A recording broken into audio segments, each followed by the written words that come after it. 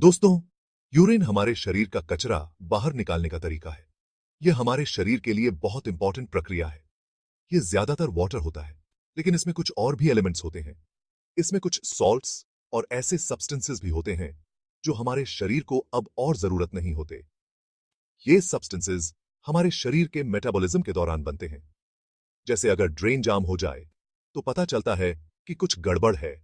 वैसे ही हमारे यूरिन में चेंजेस हमारी सेहत के लिए खतरे की घंटी हो सकते हैं।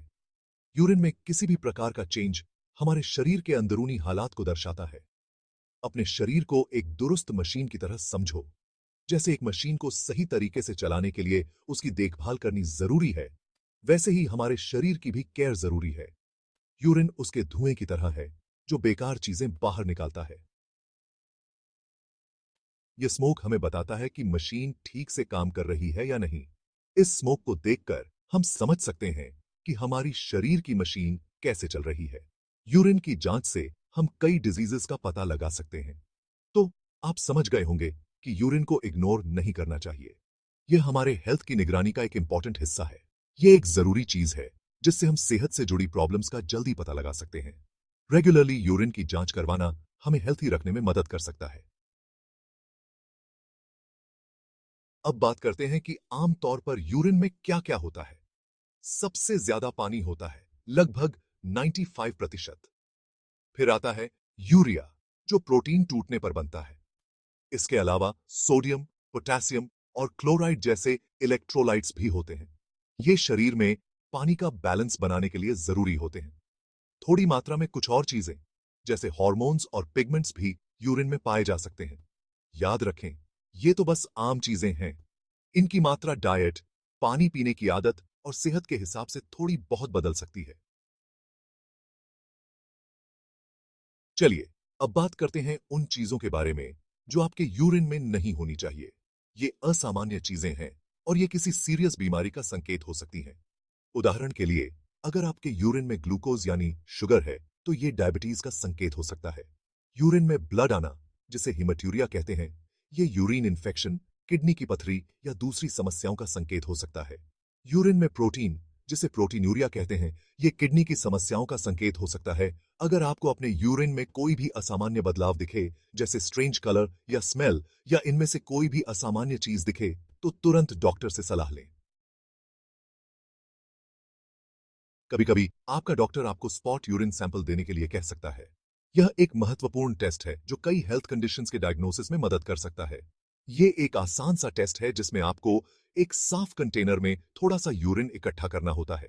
यह सुनिश्चित करना महत्वपूर्ण है कि कंटेनर पूरी तरह से क्लीन और स्टेराइल हो।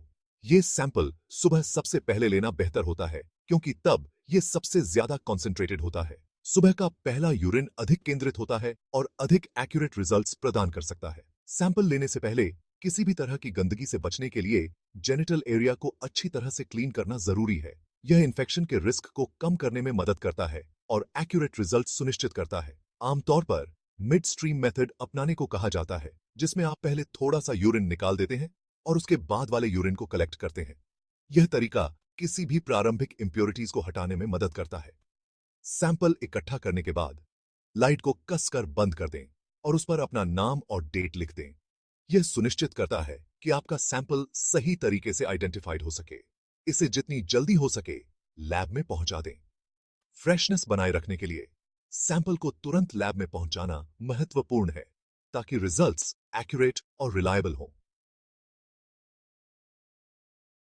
पूरी तस्वीर 24 घंटे का यूरिन सैंपल कैसे लेते हैं? इस प्रक्रिया को सही तरीके से करना बहुत महत्वपूर्ण है। कुछ मामलों में आपका डॉक्टर आपको 24 घंटे का यूरिन इकट्ठा करने के लिए कह सकता है। यह टेस्ट आपके शरीर के विभिन्न फंक्शंस की जानकारी देने में मदद करता है। इस टेस्ट से आपके किडनीज के कामकाज की पूरी जानकारी मिलती है। यह विशेष रूप से तब उपयोगी होता है जब डॉक्टर को आपके किडनीज की फंक्शनैलिटी का डिटेल्ड इवैल्यूएशन करना होता है। जैसा कि नाम से पता चलता है, इसमें आपको 24 घंटे तक जितना भी यूरिन होता है उसे इकट्ठा करना होता है। यह प्रक्रिया आपके किडनीज की कार्यक्षमता को मापने में मदद करती है। इसके लिए आपको एक लार्ज डिब्बा दिया जाएगा। इस डिब्बे को आपको पूरे दिन और रात भर संभाल कर रखना होगा। आप सुबह सबसे पहले अपना ब्लैडर खाली करके शुरुआत करें, लेकिन इस यूरिन को इकट्ठा न करें। यह पहला यूरिन संग्रह में शामिल नहीं किया जाता। उसके बाद दिन और रात में जितनी भी बार आप यूरिन पास करें, उसे इकट्ठा करते रहें। हर बार यूरिन को डिब्बे में डालना न भूलें। यह थोड़ा मुश्किल लग सकता है, लेकिन एक्यूरेट जांच के लिए यह बहुत जरूरी है। इस प्रक्रिया को सही तरीके से करना आपके स्वास्थ्य के लिए महत्वपूर्ण है। 24 घंटे पूरे होने के बाद डिब्बे को निर्देशानुसार लैब में पहुंचा दें। सुनिश्चित करें कि आपने सभी इंस्ट्रक्शंस का पालन किया है ताकि रिजल्ट सटीक हों। रहस्यों का खुफिया रूटीन। यूरिन एग्जामिनेशन क्या होता है? रूटीन यूरिन एग्जामिनेशन में कई टेस्ट होते हैं जिनसे आपकी हेल्थ के बारे में बहुत कुछ पता चल सकता है।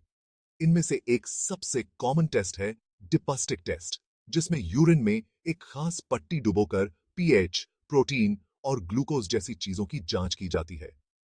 रूटीन यूरिन एग्जामिनेशन का एक और हिस्सा होता है यूरिन को माइक्रोस्कोप के नीचे देखना। इससे red blood cells, white blood cells या क्रिस्टल्स जैसी चीजों का पता चल सकता है, जो इन्फेक्शन या अन्य प्रॉब्लम्स का संकेत हो सकती हैं।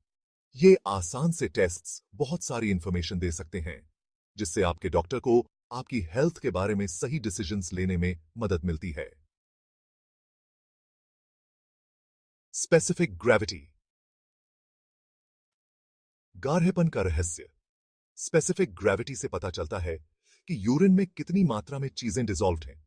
इससे पता चलता है कि आपका यूरिन कितना थिन या गाढ़ा है। ज्यादा स्पेसिफिक ग्रेविटी का मतलब है कि आपका यूरिन गाढ़ा है, जो शरीर में डिहाइड्रेशन का संकेत हो सकता है। वहीं कम स्पेसिफिक ग्रेविटी का मतलब है कि आपका यूरिन पतला है। इसका मतलब यह हो सकता है कि आप बहुत सारा वाटर पी रहे हैं, या यह किडनी की किसी बीमारी का संकेत हो सकता है। स्पेसिफिक ग्रेविटी एक आसान लेकिन कारगर तरीका है जिससे आपके शरीर में वाटर की मात्रा और किडनी के कामकाज के बारे में जरूरी जानकारी मिलती है।